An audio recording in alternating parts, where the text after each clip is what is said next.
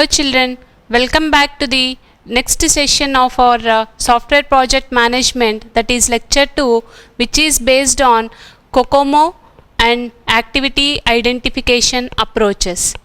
Now let us see what is COCOMO. COCOMO, the abbreviation for COCOMO is Constructive Cost Model, and it is a regression based technique which is based on the number of lines, which is nothing but LOC. Constructive Cost Model is proposed by Barry Boehm in 1970, and it is a procedural cost estimate model which is used to determine the cost, estimation, effort, time and quality of software products. And Boehm also proposed three categories of projects, which are organic based projects, semi-detached type of projects and embedded type of projects. Now let us see the first category of Boehm's project, that is organic projects. These organic type of projects consist of less team members, and the problem is well understood before the execution, and it also consists of project or a problem which is solved before in the past. And next one is semi-detached type of projects. This lies in between organic type of project and embedded type of projects. And the last type of project is embedded type of projects. This is the type of project in which the team size is very large, and it also consists of complex projects. And the main thing in this embedded type of projects is that it also consists of experienced and creative members are required for doing these type of projects. So constructive cost model is divided into three types. The first type is basic constructive cost model, and the second one is intermediate cost constructive model, and the third one is detailed constructive cost model. Now let us see in detail the types of COCOMO models in detail. Now let us see the first COCOMO model, that is basic constructive cost model. So this basic constructive cost model is mainly used for quick and slightly rough calculations. So in order to estimate or in order to find out the cost or effort very quickly and roughly, then this basic COCOMO model is used. And the formula for calculating this effort in basic constructive cost model is, and the effort is given by E, and E is equal to A into KLOC power B. So here E is nothing but estimated effort, and here A and B are constants, and KLOC is nothing but kilo lines of code. Why? Because in this basic constructive cost model or in COCOMO model, lines of code is major element for finding out the estimation. And coming to the values of A and B here, as I told you, the values of A and B are constants, and as discussed before, Boehm has categorized the projects into three categories. Those are organic based projects, semi-detached projects and embedded projects. So based on the type of projects, the values of A and B will be given. So if an organic type of project is taken into an account, then the constant A is taken as 2.4 and the constant B is taken as 1.05. And similarly, for semi-detached type of projects, the value of A is 3.0 and the value of B is 1.12. And similarly, for the embedded type of projects, the value of A is considered as 3.6 and the value of B is considered as 1.20. And the most important thing here we have to remember is that the value of A and B are constants, and these values will vary based upon the type of the project that we are choosing. Model of cost constructive model, that is intermediate cost constructive model.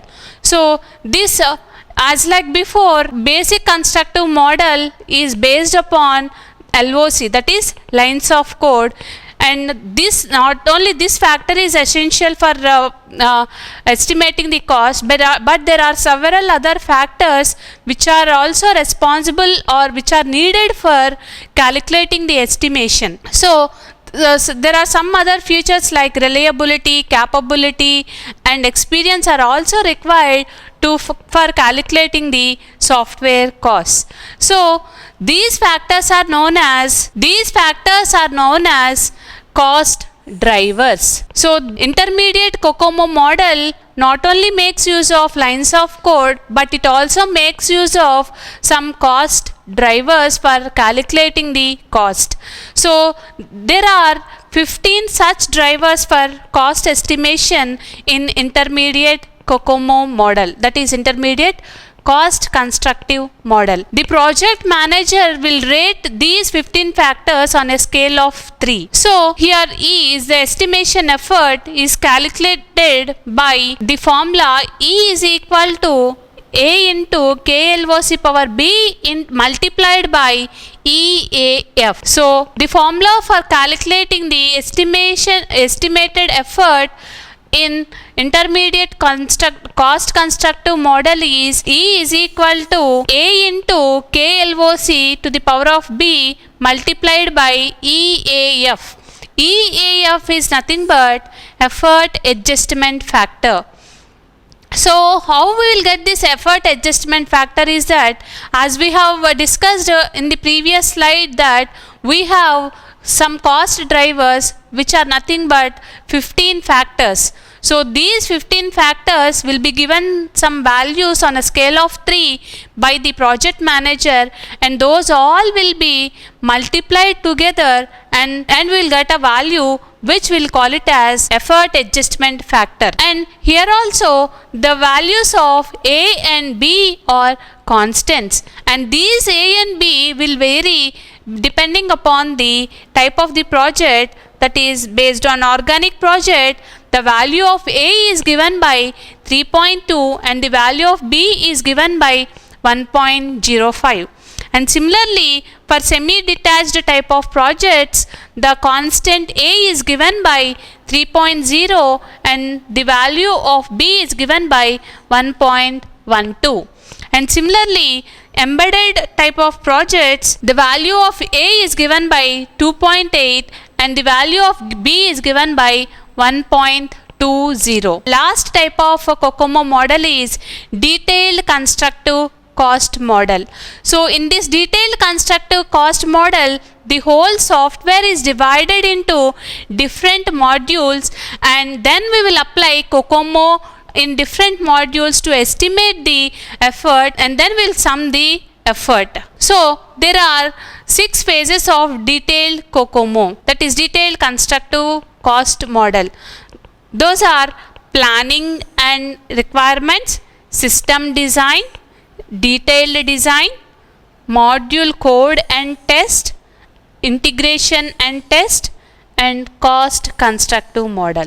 So in detailed cost constructive model, the whole software is divided into different modules, and then we will apply COCOMO in different modules to estimate the effort. So here so in this planning and requirements phase, we will estimate the effort separately, and this here also in system design will calculate the effort differently, and in detailed design also we will find out the effort, and on all these phases we'll find an effort, and the sum of these all efforts will give you the total effort, that total effort, and that is in the case of detailed COCOMO model. Now let us move to the next topic, that is activity identification approach.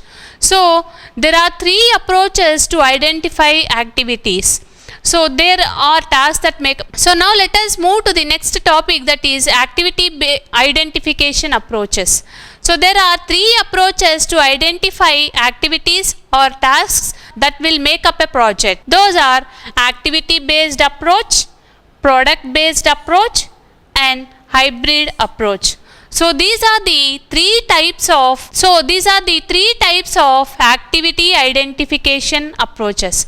Now let us move to the first one, that is activity based approach. Now let us move to the first approach, that is activity based approach. So in this activity based approach consists of a list of all the activities that make up a project. So this approach also involves brainstorming sessions, and sometimes it also involves all the project team. And when listing activities for a large project, it might be helpful to subdivide the project into some different modules. And when listing activities for a large project, it might be helpful to subdivide the project into main stages and consider each of these separately.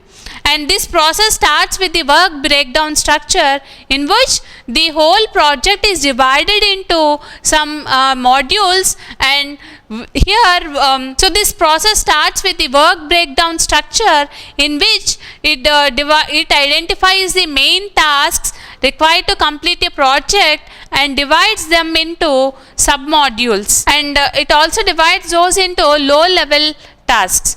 So in this activity based approach, activities are added to a branch in such a way that there should not be activities are added to the branch in the structure in such a way that the activities should be helpful to the parent and if there are any activities which are not helping them, then those type of activities are removed from the branch. And next approach is product based approach. So it consists of producing a product breakdown structure and a product flow diagram. So it is very much similar to work breakdown structure, which includes dividing a complex problem into a subset of products until a simple, manageable, independent and smaller products are obtained at the leaf level. The product breakdown structure is constructed prior to the work breakdown structure, and it focuses on generating an ordered list of all subproducts required to successfully complete the project. And last approach is hybrid approach. So in this approach, an alternative work breakdown structure is constructed based on two principles. That is, first one is consists of a simple list of final deliverables, and for each deliverable a set of activities are required to produce those products will be attached. Thank you.